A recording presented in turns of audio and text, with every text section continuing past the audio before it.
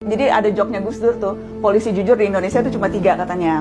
Polisi tidur, patung polisi sama Hugeng. Karena Jenderal Hugeng ini memang terkenal dengan kejujurannya dan betapa ia selalu berusaha keras menjaga supaya nggak ada konflik kepentingan yang dilanggar gitu.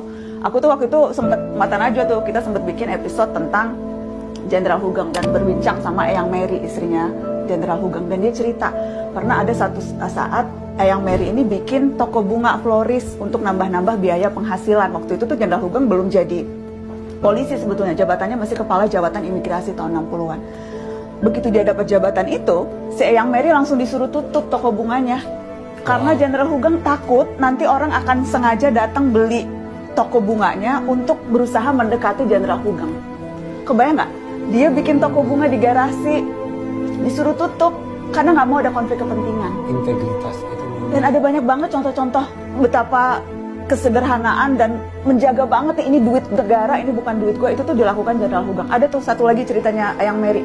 Jadi dia waktu itu mau pergi ke Belanda nengokin bapaknya yang udah sakit-sakitan, dan pergi ke Belandanya tuh pakai duit pribadi, saweran saudara-saudaranya yang ada di Belanda untuk beliin dia tiket berangkat ke Belanda. Dan Jenderal Hugeng ngelarang, nggak boleh istri Kapolri pergi ke luar negeri karena nggak boleh terlihat bermewah-mewah dan nanti orang akan bertanya-tanya tuh duitnya dari mana, kok bisa sih pelesiran ke luar negeri. Jadi akhirnya nggak jadi pergi ke Belanda dan ayahnya waktu itu terlanjur wafat dan nggak bisa ketemu.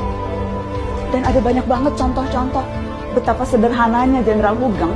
Sampai pensiun tuh nggak punya rumah pribadi, sampai pensiun nggak punya mobil pribadi, semuanya punyanya rumah dinas dan mobil dinas.